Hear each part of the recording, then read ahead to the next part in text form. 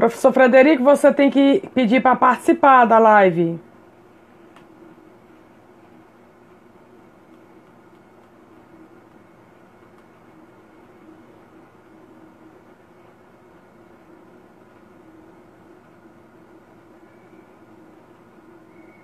Agora vai dar certo. Conectando. Olá, boa noite. Boa noite. Agora que apareceu para mim. Pelo Pronto. menos aqui, né? Vou lhe apresentar agora. Você me escuta bem? Escuto. Pronto. Então, boa noite a todos. Estamos na série Lives Diálogo Ambiental Constitucional Internacional. Professor Frederico Oliveira, que é da UNAMA, Grupo C, né? Grupo C Educacional. Educacional. Já fizemos um diálogo aí em Belém, né, professor Frederico? Meados de 2015, né? Boa receptividade. Então, seja muito bem-vinda à nossa série Lives. E eu já passo a palavra para você. Já agradeço a sua disponibilidade, discutir aqui o direito constitucional. E já passo a palavra para você. Eu quero de imediato, logo, não só agradecer, ser bem sucinto com relação a isso, dizer que é um prazer enorme, nós já nos conhecemos há um bom tempo, querida professora Blaine, e acho que a gente pode tentar fazer algumas discussões interessantes, pedir desculpas por esses 13 minutos, 14, quase 15, porque tem a ver, essa minha logística aqui, ela é direta no computador. É a primeira vez que eu uso diretamente o celular. Então, celular, né? Redistribuir com ele. Ok. Já tranquilo. Feito.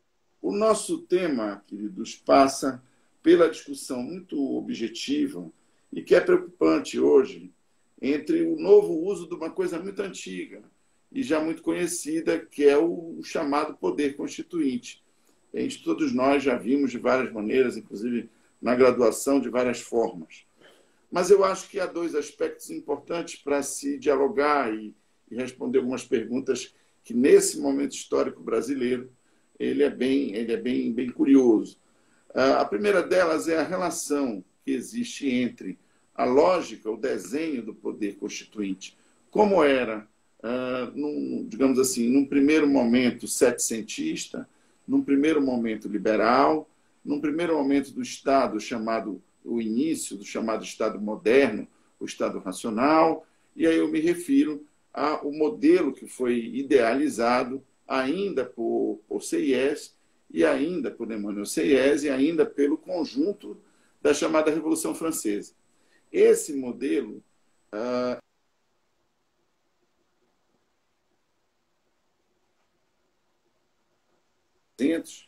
então é um modelo que tende a se desgastar muito por um motivo muito simples. A lógica do poder constituinte ela foi imaginada para um poder sempre revolucionário, um poder sempre imanente, um poder sempre, assim como aquilo que nós cozemos hoje, no meio da pandemia, né? Cozemos muito porque temos tempo, ou seja, aquilo que tem a ver com o que fervilha. A todo momento são um conjunto de valores sociais restritos. Quando eu digo restritos, porque apesar de que naquele modelo setecentista, a lógica do poder constituinte, que foi, digamos assim, organizada doutrinariamente e aprendemos facilmente como originário, como derivado, como reformador, seja ele qual a designação para uma Constituição rígida ou para uma Constituição flexível, são domínios simples que nós conhecemos todos de graduação. Mas o que nos interessa nesse bate-papo é dizer que, independente desse formato, ele foi imaginado, eu vou citar rapidamente, alguns nacionais que são muito, eu diria, colocados na posição jurídica certa, porque são realmente de destaque, como o professor Omelias Teixeira, como Paulo Bonavides, nosso ilustre cearense de grandíssimo, mas junto com eles, Raul Machado Horta, só para citar alguns, que trabalharam muito bem, né? As primeiras noções de poder constituinte aqui, fora o que temos como direito comparado. Mas todos eles sempre trabalharam nesse modelo setecentista. Eu vou citar um do direito comparado que é muito interessante, que é o professor, e neste eu vou me basear um pouco para traçar esse primeiro ponto de contato, quero adiantar já que a minha ideia é trabalhar 2 pontos de contato. Este primeiro que eu estou apresentando agora, que é o modelo setecentista, modelo moderno, modelo revolucionário, e o que nós temos hoje, o chamado modelo pós-moderno, ou um modelo que seria comunitário. É um modelo, inclusive, com uma nova lógica federativa. Essa conexão aqui, na verdade, me preocupa e que eu trouxe para a live com ares de discutir a ideia de legitimidade entre esses 2 pontos de contato. São pontos distantes, de quase 300 anos, mas que nesta evolução nos trazem muita perturbação hoje. Voltando para o primeiro ponto e fechando ele, eu quero usar então o professor Antônio Negri, que é um professor italiano e que trabalha a lógica da revolução como um elemento intrínseco do poder constituinte. O que eu quero dizer é o seguinte: não há implicitamente um poder transformador constituinte que não seja iminentemente e eminentemente revolucionário.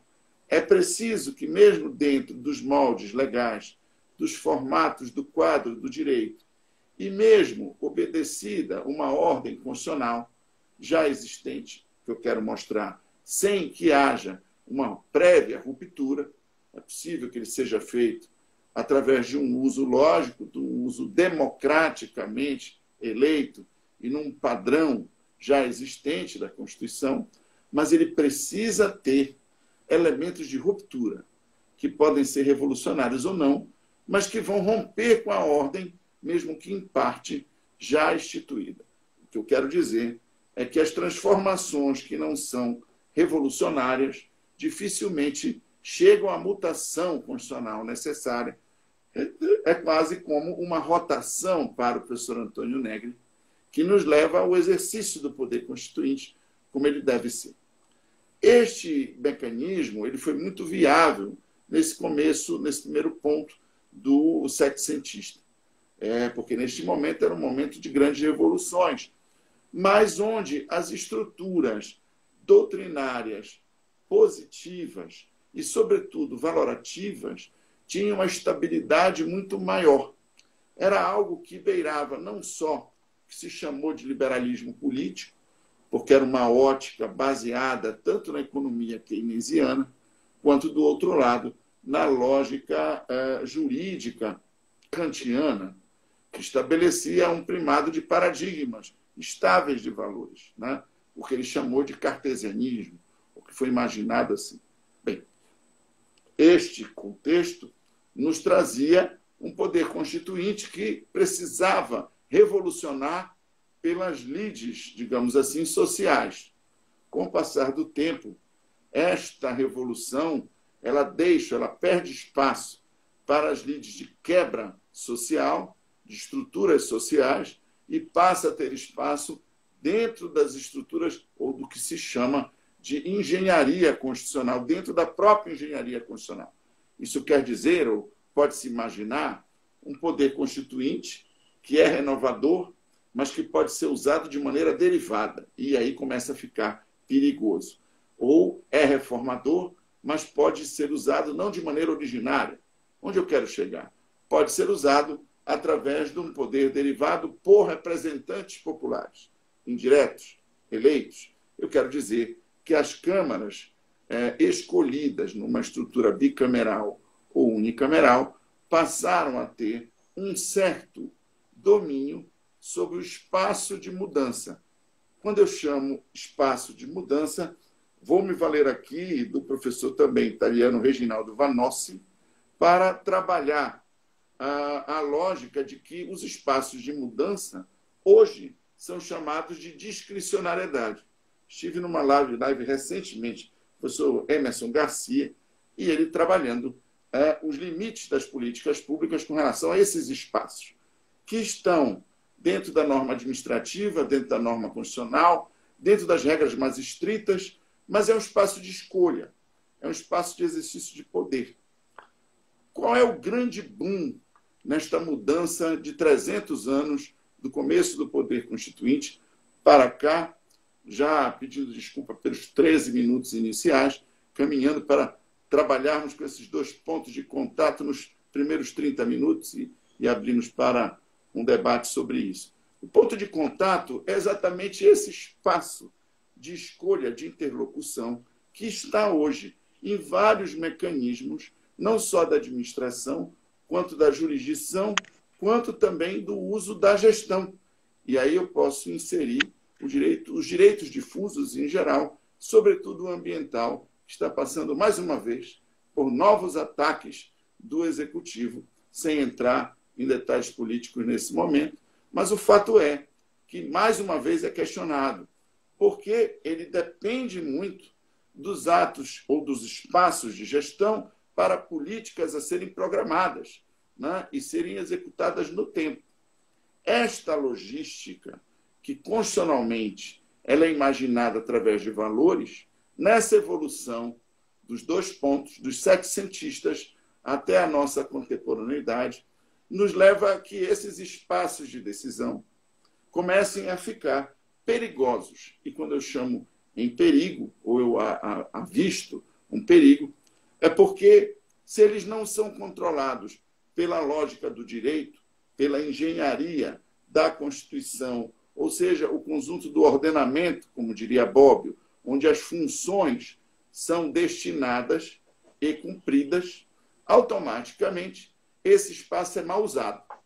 Quando o espaço é mal usado, existe um temor muito grande, por isso que eu chamo perigo, para o uso ou mau uso, ou sem as funções desejadas, constitucionais, ou, o que é pior, para um uso totalitário, para um uso narcisista, ou para um uso de pequenos pseudo-poderes que se investem no poder, mas que não são mais democráticos. E aí eu coloco nessa conexão talvez a maior preocupação do poder constituinte hoje. Primeiro, ele se tecnicizou com relação à bicameralidade nossa, inclusive para a aprovação do uso dele como poder. Eu estou falando de emendas constitucionais. A quantidade usada e o desfocamento, ou seja, a impropriedade no uso da... Eu tenho o próprio professor Levi do Amaral, que hoje é chefe da Advocacia Geral da União, tem um livro sensacional sobre o uso, ainda na época de Fernando Henrique Cardoso, o mau uso das medidas provisórias, que começaram do jeito, foram rearticuladas, foram reeditadas e acabaram de certa forma até prostituídas, porque foram usadas ao alvedrio de leis ordinárias e que, na verdade, não tem esse condão de supraconstitucionalidade, esse condão de poder constituinte originário. Esse é um grande perigo. Por que um grande perigo? Porque a estabilidade constitucional hoje é uma necessidade. Sempre foi? É verdade. Mas, entretanto, são fatores de várias ordens, inclusive comunitários hoje, que fazem com que a necessidade de que o poder constituinte ele venha a ser exercido, tanto do ponto de vista procedimental, quero dizer, num procedimento constitucional que seja legítimo, de acordo com as representações políticas daqueles eleitos, e não seja deslegitimado de uma forma repetitiva, ou com falta de foco, ou com falta de conteúdo, ou com problemas de processo legislativo, que muitas vezes são inconstitucionais, e são ao alvedrio disso, né? Remendados, né?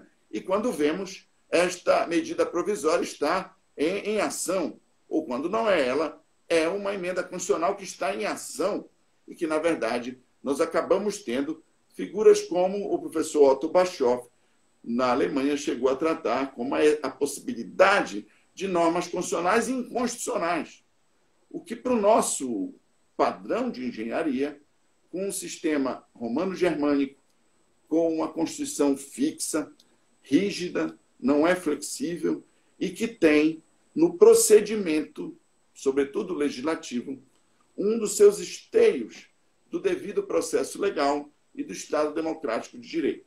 Quando isto é subvertido, doutra ordem, quando as representações populares não são atingidas a contento, é outro grande problema nesse segundo ponto, que aflige o poder constitucional na atualidade, o exercício.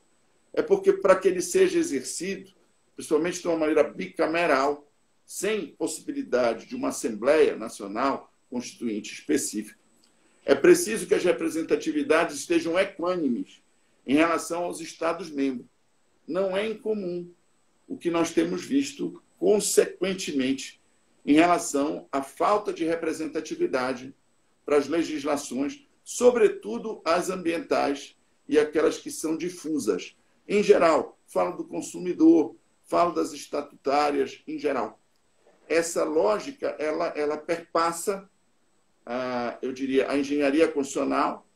Eu já falei algumas vezes engenharia constitucional, mas esse termo vem do italiano Giovanni Sartori. É muito interessante porque tem essa preocupação processual, que hoje os Estados Unidos também carregam, com aquilo que eles chamam de identidade do sujeito constitucional. É preciso que haja essa identidade.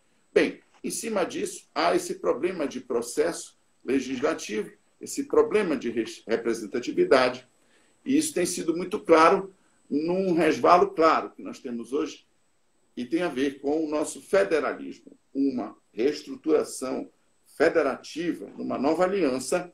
Me parece, professora Adlene, que vai ser mais um dos pontos para um novo, eu diria, poder constituinte, que nós possamos, assim, entender.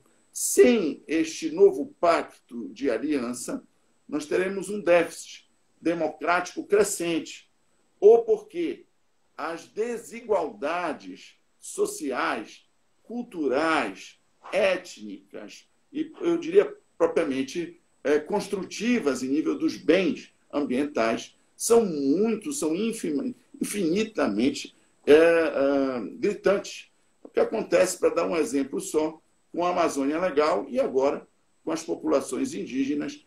Eu acho que a pandemia ela mostrou muito, e muitos têm dito isso, a face, eu diria, e as diferenças que são objetivos da nossa República.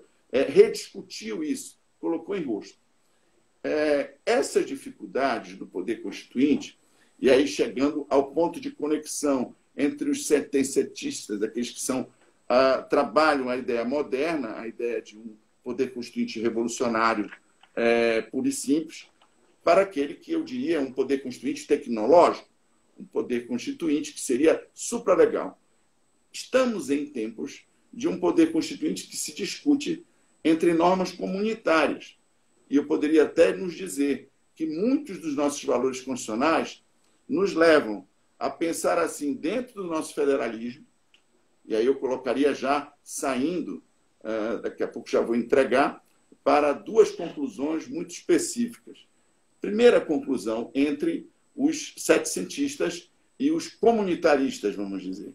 Aquilo que se entende como os valores transeuntes, valores quase todos eles difusos. Eu sempre insisto na difusidade, porque ela nos leva ao ambientalismo, nos leva a todas as novas ciências que são de cunho, eu diria, transeuntes, que saem dos limites da soberania moderna.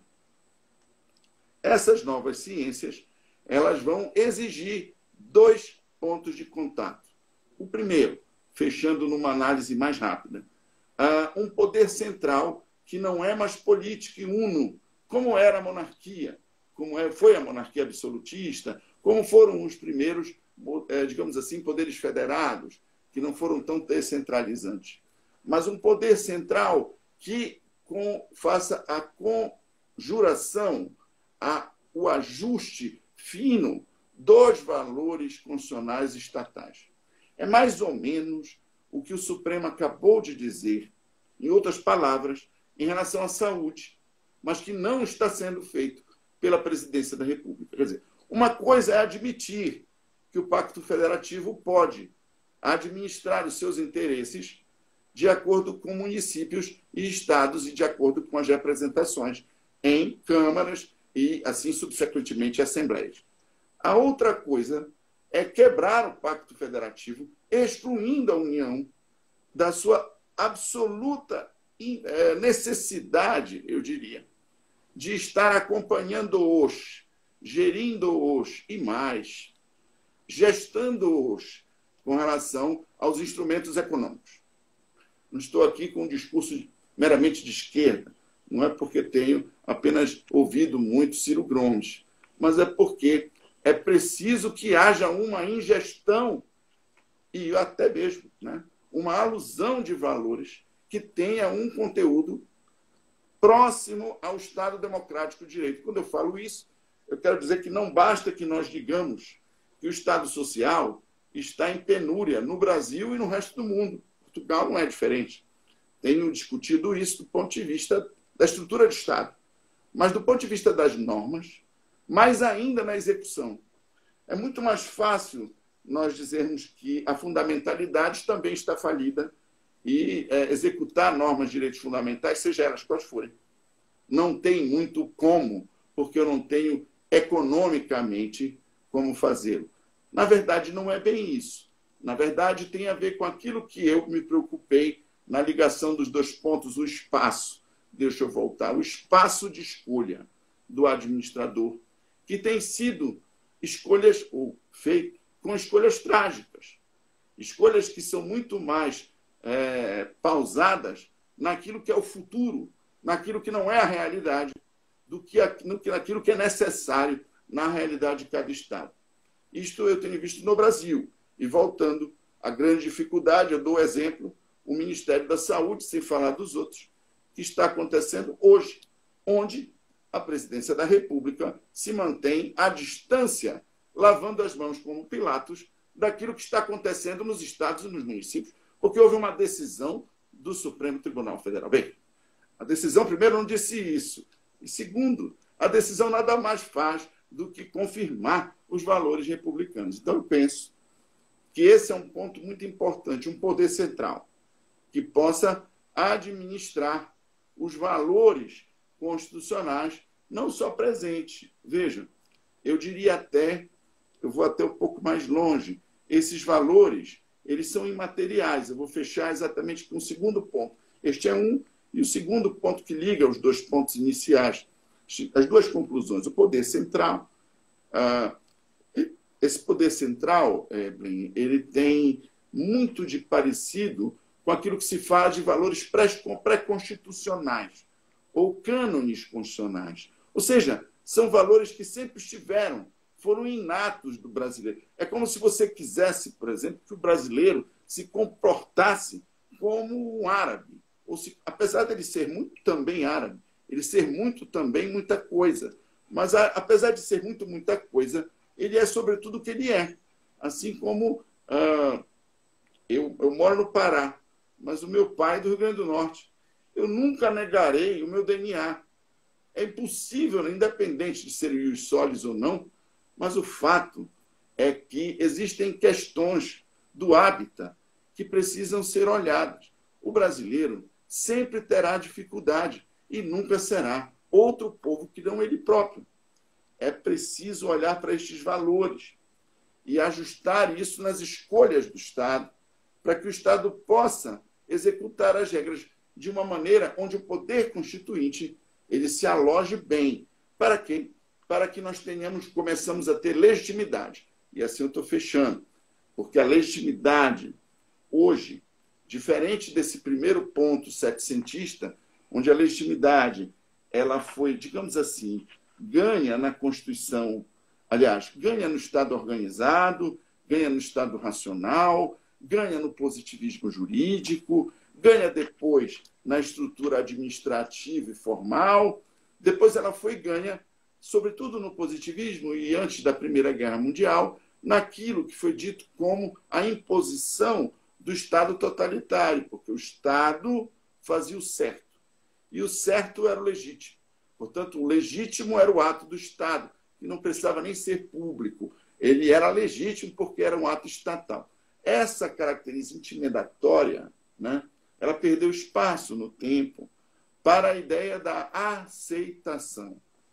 O tempo fez com que o poder emanasse do povo, passasse pelo Estado e voltasse para a sociedade. Aí nós temos aquele conceito bem conhecido de soberania popular. E a ideia de que a soberania ela transcende não só os limites territoriais modernos. E hoje chega, como você é uma ambientalista de escola, sabe que no direito ambiental, como em outros, que são tão díspares, né, trabalham uma lógica muito mais comunitária do que localista, apesar de trabalhar também com valores locais, mas preocupa-se, sobretudo, com a relação comunitária existente, e cada vez mais existente. Quando eu digo cada vez mais, porque o poder estatal está se disseminando dentro das comunidades. E aí eu estou insistindo nas comunidades para dizer que o que se tem hoje, é o segundo ponto de conclusão, é a busca por um poder constituinte, que vai ser chamado, rotulado, de poder constituinte supralegal, ou poder constituinte supraestatal, ou poder constituinte comunitário. Mas vai me dizer, mas como, Fred? Poder constituinte comunitário? Mas estás a falar de algo, para falar um pouco como os portugueses, estás a falar de algo que não se coloca bem. Não se coloca bem, inclusive, na União Europeia, porque a comunidade europeia não chegou a ter valores fixos, rígidos, para uma Constituição europeia. E também não conseguiu chegar numa Constituição global. E aí eu diria, você tem toda a razão. E este é o maior problema, porque este ponto ainda não foi alcançado. Entretanto, os refugiados continuam existindo. Entretanto, as minorias transeuntes que adotam não nacionalidade. Como assim adotam não nacionalidade? Adotam nacionalidade nenhuma. E estão vagando pelo mundo. Nós temos no Brasil isto. E precisamos, na verdade, além de recebê-los, conceder cidadania nos termos possíveis da não nacionalidade. Estão apátridas pelo mundo. Esta logística não é a melhor logística nem para os direitos humanos, nem para a dignidade humana, e nem, por tudo, para aqueles que são direitos, quando eu digo direitos universais. Essa universalidade, esta ideia comunitária, vai fazer com que os Estados soberanos flexionem as suas soberanias. Eu vou fechando com esta ideia. Flexionem, e além de flexionar, adotem a ideia de um comunitarismo, ou a ideia de um poder constituinte, comunitário ou supralegal, que possa, independente da Constituição, ser fixado através de pactos de valores, de interesses maiores. Quando eu digo isto, eu quero dizer a você o seguinte: será preciso que os estados que virão a seguir, eu não excluo o Brasil disto, além do poder central, é preciso encontrar, dentro da lógica constitucional, um caminho de filtragem, essa é a palavra, né, de tais valores supralegais, supracomunitários, e, ao mesmo tempo, identificá-los dentro de uma unidade do direito, ou de unidades segmentares, porque flexibilizar não é abrir mão da soberania. É preciso encontrar esse tercio genus e chegar, inclusive, num ponto de filtragem. Penso eu, do que eu tenho visto, que as histórias, as ideias, as percepções de professores como o professor Paulo Lopo Torres, por exemplo, que já trabalhou outras lógicas de tridimensionalidade dos direitos humanos, mas eu vou citar um nome que é importante, o professor da Universidade do Porto, professor Paulo também, corrija se eu estiver errado. Paulo Ferreira da Cunha? Paulo Pereira da Cunha, o professor Cunha, ele tem, algumas coisas tenho lido, algumas coisas até consideráveis dele, e na lógica de uma jurisdição constitucional internacional, isto poderia ser feito através de uma filtragem, estabelecendo um paradigma possível. Entretanto, é preciso valorizar, redimensionar a jurisdição constitucional de cada Estado soberano. E aí volto para o Brasil. Penso eu que esse segundo ponto do poder constituinte, com relação à legitimidade, vai ganhar um apelo maior de aceitação, de legitimidade, independente, eu não quero tocar aqui, porque a proposta não foi essa.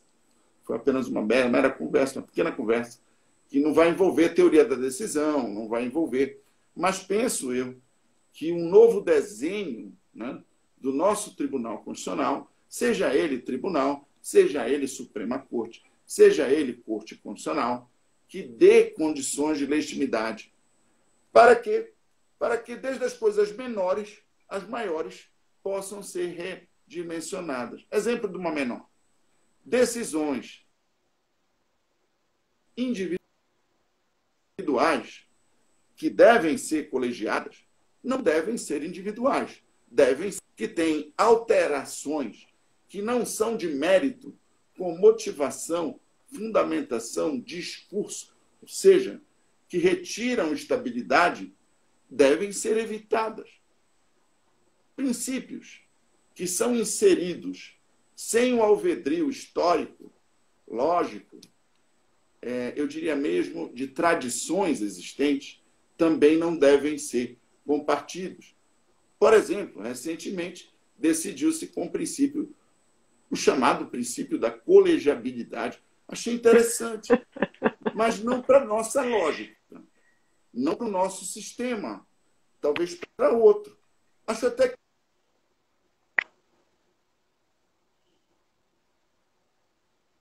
foi sempre assim. Isto cria uma crise de paradigmas. Hoje eu sei o que o Supremo decide. Amanhã eu não sei o que o Supremo decide. É impossível esta lógica de poder constituinte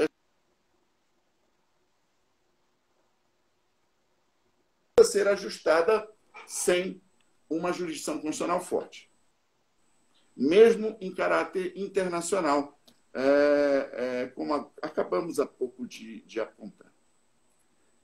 Eu quero deixar com você a possibilidade, acho que tomei uns 20 minutos, a 30, cheguei a 30. Deixa eu ver aqui, professor. Sim, então deixa eu correr aqui, né? Eu queria saber a sua opinião. O senhor falou sobre as políticas públicas, né, elaboradas e executadas pelo Poder Executivo, óbvio. O senhor acha que há uma usurpação do Poder Executivo, para além das suas funções, ele está usurpando determinadas competências que não são deles, quando da elaboração, planejamento e execução das políticas públicas? Está me ouvindo, professor Frederico? Ouviu?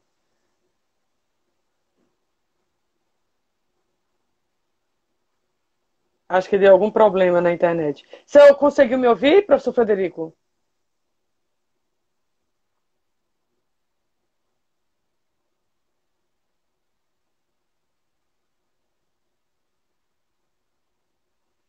Algum problema aí na internet dele?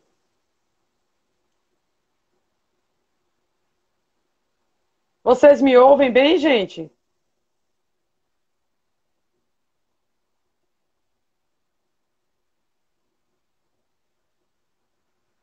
Professor Frederico, você conseguiu ouvir o que eu falei?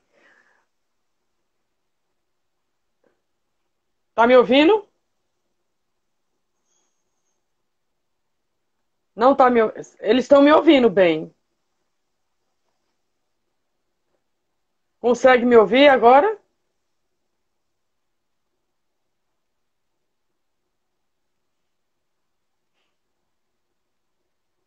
Você quer sair e entrar novamente para ver se volta o seu áudio?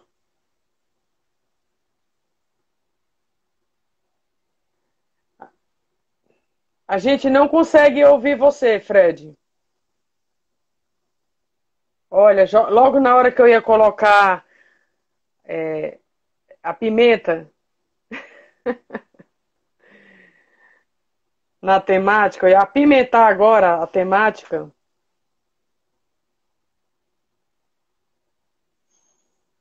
Tá sem som ele. Professor Federico, você pode sair e entrar novamente.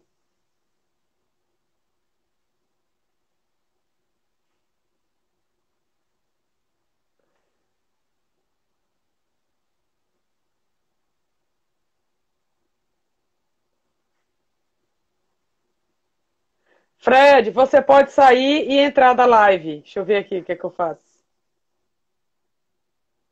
Você me ouve?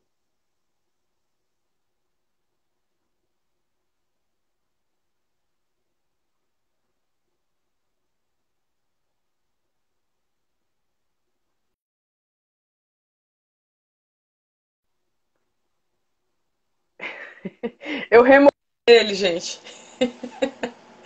Esperar ele pedir para participar de novo. É o jeito.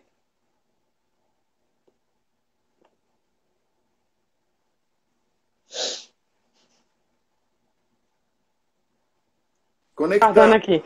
Pronto, Agora, Fred. Você desculpe. acha, tá, você acha que no exercício do poder executivo, na efetivação das políticas públicas, ele vem usurpando de alguma forma o poder constituinte? Sim, penso que sim, porque como os espaços, eles existem.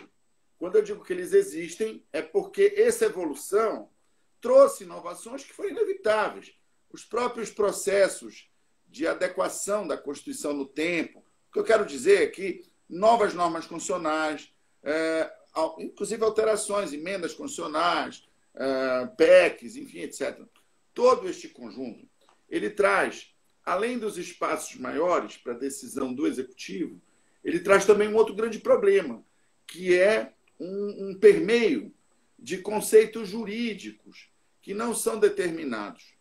Eu nem digo só os indeterminados, propriamente dito, como é o caso de vários doutrinadores espanhóis, sobretudo, né, que trabalharam essa primeira lógica da indeterminação do conceito em si, com relação à função.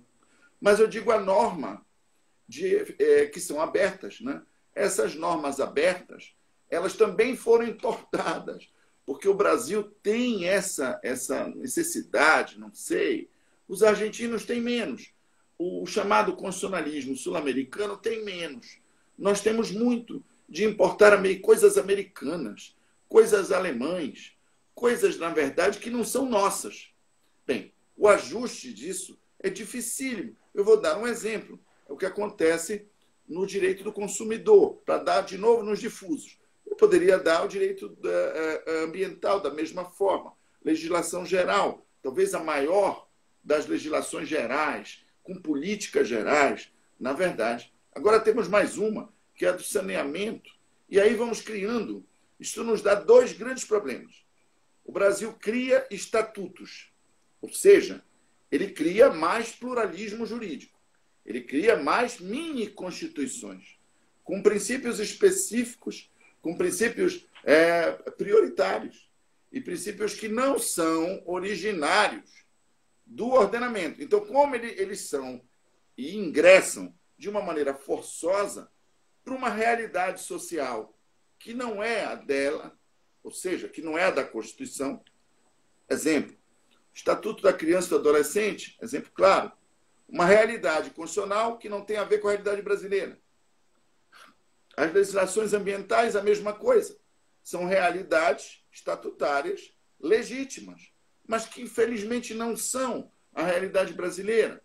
Assim é o da mulher, assim é o das minorias, dos negros, assim é o dos idosos, e assim subsequentemente. Você vai dizer, bem, opa, seria melhor como os portugueses, então não termos Código de Defesa do Consumidor e sermos mais diretos, opa, né?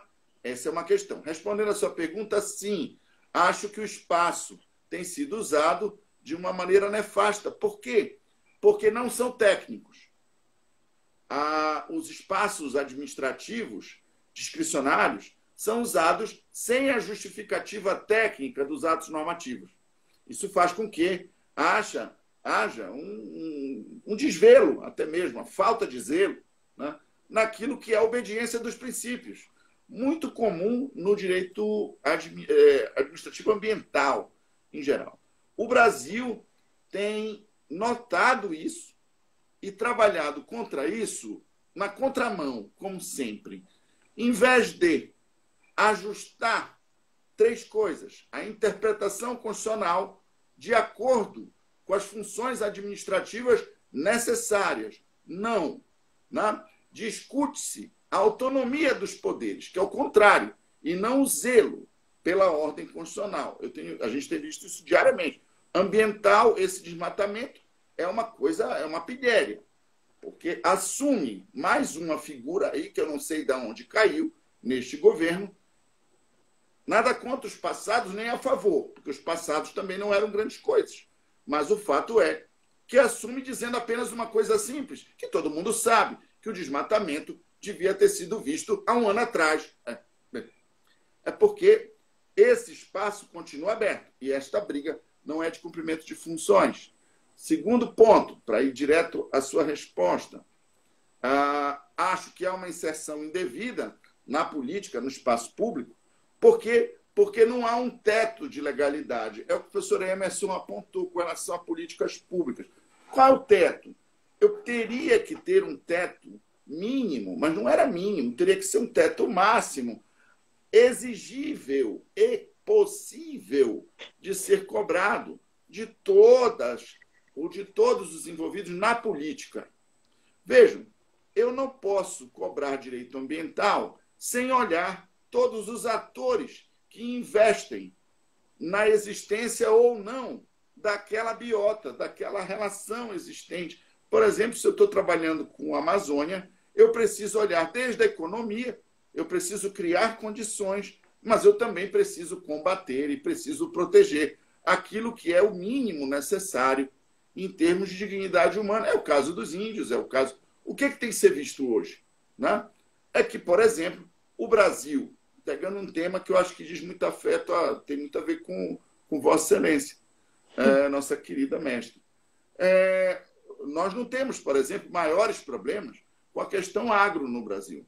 A questão agrária está relativamente resolvida do ponto de vista da produção. Por quê? Porque aumentou a tecnicidade, apesar de nós termos o problema de invasão ainda, etc. Mas esse já não é mais o maior problema. O Brasil já consegue exportar muito. O que eu quero dizer é que não são esses, e quem diz isso não sou eu, são os estudiosos da realidade do momento. Não são esses os responsáveis pelo desmatamento puro e simples.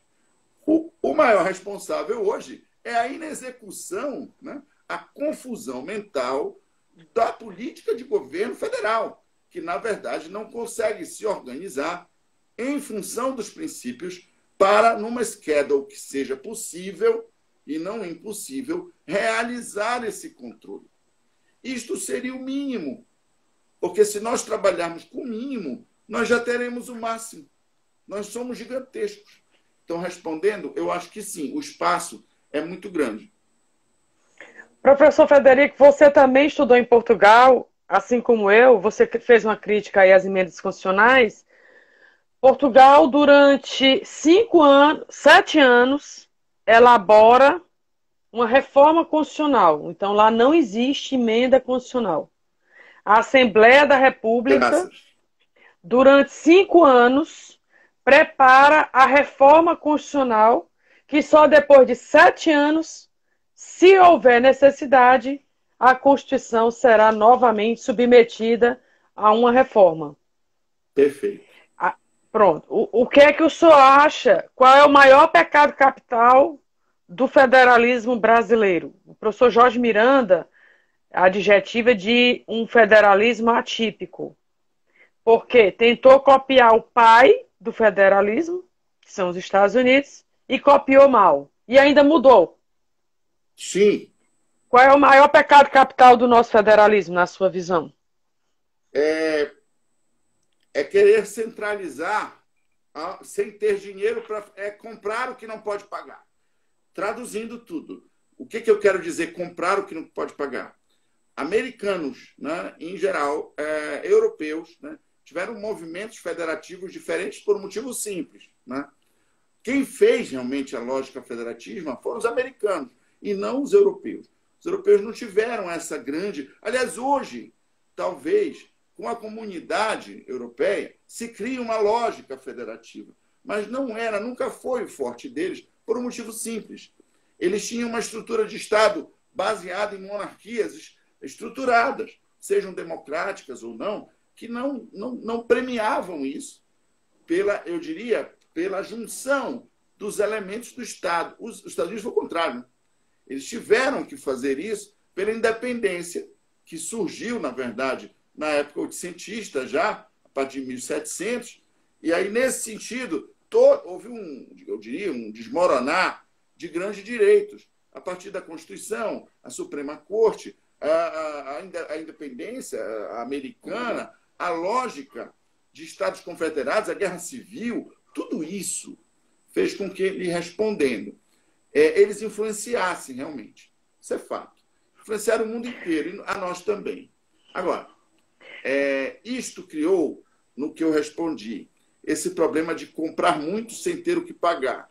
Nós, né, copiamos a eles, concordo com o nosso insigne mestre sensacional, um federalismo que tinha origens, vejam bem, origens localistas e origens, sobretudo, baseados em elementos próprios dos Estados Unidos, ou seja, aqueles que estruturaram a República Americana não tiveram a diversidade que nós tivemos aqui, sem a estrutura que nós tivemos aqui.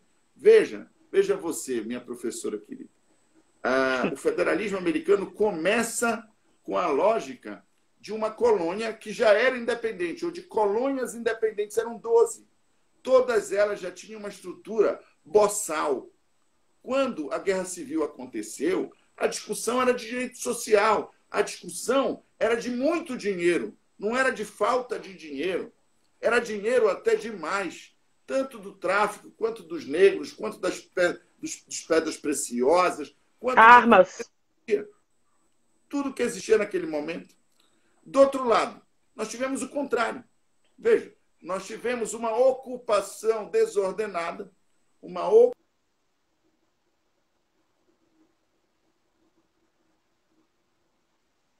mas, no tempo, a partir de uma estrutura completamente pífia, né? Porque era uma estrutura de índios, era uma estrutura que não tinha absolutamente nada, inexplorada. E, sobretudo, para exploração, para a segmentação específica.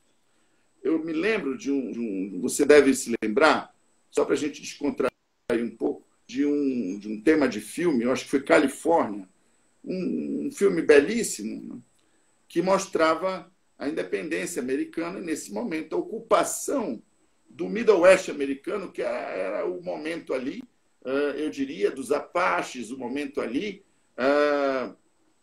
das áreas do Oeste americano, né? Como tem os filmes de Oeste, só que eles ocuparam ali com famílias, veja, famílias que disputavam com carroças o espaço, o território, o seu lugar, e a partir dali moravam, construíam e nunca mais sairiam dali. Ali se criou tradições que estão muito além da lógica federativa pura e simples. Eu estou dizendo isso para dizer que é por isso que veja que o federalismo americano é diferente de tudo, né? Os limites territoriais deles são completamente ligados nas tradições próprias. Você vai ver que tem lugares que têm pena de morte, outros não têm. Tem lugares que têm tradições que outros nem imaginam. Tem lugares que são extremamente bairristas, são inclusive xenófobos. Outros não são, outros são super abertos. É o caso de Nova York. Então, eu quero dizer apenas o seguinte: eles começaram com muito dinheiro e conseguiram fazer uma estrutura em cima de muito dinheiro. E mais, a Primeira e Segunda Guerra só deu mais dinheiro, porque a Primeira e Segunda Guerra deu armas. A Primeira e Segunda Guerra deu vitória. E a vitória, graças a Deus, fez com que nós eliminássemos Hitler, mas fez com que os Estados Unidos passassem a ter a maior moeda do mundo, que foi o Tratado de Bretton Woods, logo depois, na década de 50. Bem, voltando para o Brasil, concordo com o professor Jorge Miranda, claríssimo, e eu vou responder ao professor Jorge, né, com os dois que trabalham aqui, a lógica do que eles chamam de federalismo assimétrico. É uma outra palavra para falar a mesma coisa, né? Federalismo assimétrico quer dizer uma assimetria completa, uma dissimetria, ou seja, uma falta de simetria completa entre o tamanho das regiões e a quantidade dos bens e serviços prestados. Esse, eu acho, que é um ponto-chave de tributação, de função e de legislação do nosso federalismo. Nós temos, como é o caso nosso aqui no Norte, é o caso do Pará, é o caso dos maiores estados, em termos de terra, não em termos de produção, nem em termos mentais, porque se eu for colocar por produções culturais, né, o maior de todos é o Ceará. Ponto. Né? Depois do Ceará, vem os grandes gênios, eu diria na minha opinião, mas eu sou suspeito, porque a minha metade é potiguar também. Então, havia uma lógica nordestina. Né? Essa lógica criou um embaraço muito grande para o Brasil. Essa assimetria ela existe até hoje. E ela é muito clara no que eu comecei a falar. A representação popular lá no poder constituinte, ela se reflete. E aí a pobreza e toda a falta de insumos, ela também vem junto. Então, eu concordo com o Jorge. Eu acho que ele é assimétrico. Eu vou acrescentar uma noção invertida, ele chama de invertido, o professor Gilberto Bercovitch, lá da Universidade de São Paulo. Amigo do Jorge Miranda, da UNB. Exatamente. Quando ele diz invertido, é o seguinte: há muita exploração para pouca exploração. Eu não tenho nada contra São Paulo, sabes disso, minha querida colega. Ao contrário, é um dos meus queridos berços. Mas a verdade é que São Paulo deve, eu diria, muito mais para o Ceará do que o Ceará para São Paulo. E assim, reciprocamente. Isso tem a ver com o poder constituinte? Tudo. Por quê? Porque é preciso haver uma igualdade. Eu vou trazer aqui para a nossa conversa o professor Marcelo Neves, outro nordestino sensacional, e ele vai trabalhar a ideia de igualdade complexa. É preciso que, naqueles elementos da República, e a igualdade é fundamental, ela seja uma igualdade dos iguais como eles são, e não a igualdade dos iguais como nós queremos que eles sejam. Por exemplo, eu estou fazendo aqui uma coisa com você que não deveria ser, deveria, porque me dá muito prazer, mas não deveria ser o modelo do Norte e Nordeste. Por exemplo, por quê? Porque a alta tecnologia não é a primeira via do Nordeste. Eu vou dizer por quê. Porque precisa de fármacos. Olha, nós temos fármacos aqui, pelo direito ambiental, patenteados, que são expropriados, essa é a palavra, na cara dura. Nós temos aqui coisa que o atual presidente, Deus queira que ele realmente pare de falar besteira e desça para ir ver aonde é retirado. Eu fui promotor de alguns lugares, passei por Cripurizão, Marupá, Sudário, Jardim do Ouro, isso na década de 80.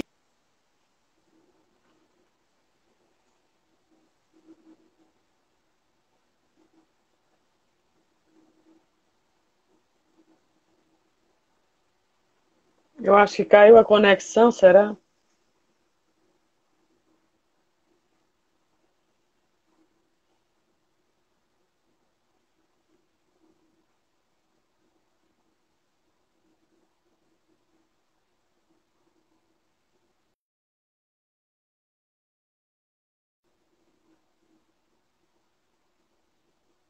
Novamente. E vai já encerrar a live. O Instagram vai encerrar a live.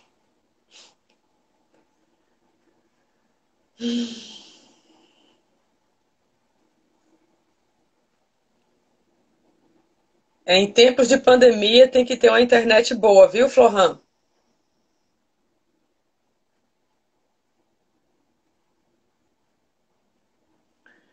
Não sei o que é que aconteceu com o professor Frederico.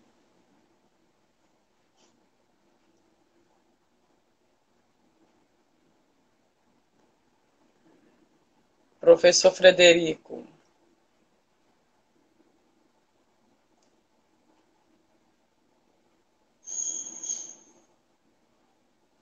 Não sei o que aconteceu.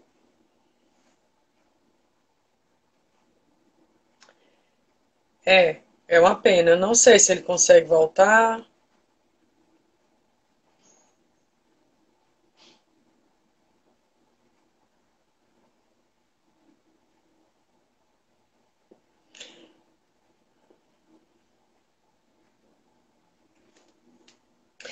Bom, gente, então eu vou encerrar a live. Quem não conseguiu assistir desde o início, a nossa live vai ficar disponibilizada no nosso canal do YouTube, Diálogo Ambiental Constitucional Internacional. Eu ia fazer mais uma pergunta para ele sobre a decisão do STF, que é uma live que eu farei com o professor Lisboa, que está aqui assistindo, sobre a decisão do Supremo Tribunal Federal com relação à descentralização da gestão administrativa da pandemia, que eu particularmente tenho algumas ressalvas com relação a essa descentralização. Então eu quero agradecer aí aos espectadores e colocar mais uma pimenta, né, nas mãos do professor Frederico, já que ele é um estudioso de direito constitucional, mas a tecnologia não está ajudando ele hoje. Então eu quero agradecer a todos e a live vai ficar disponibilizada no nosso canal do YouTube. Um abraço.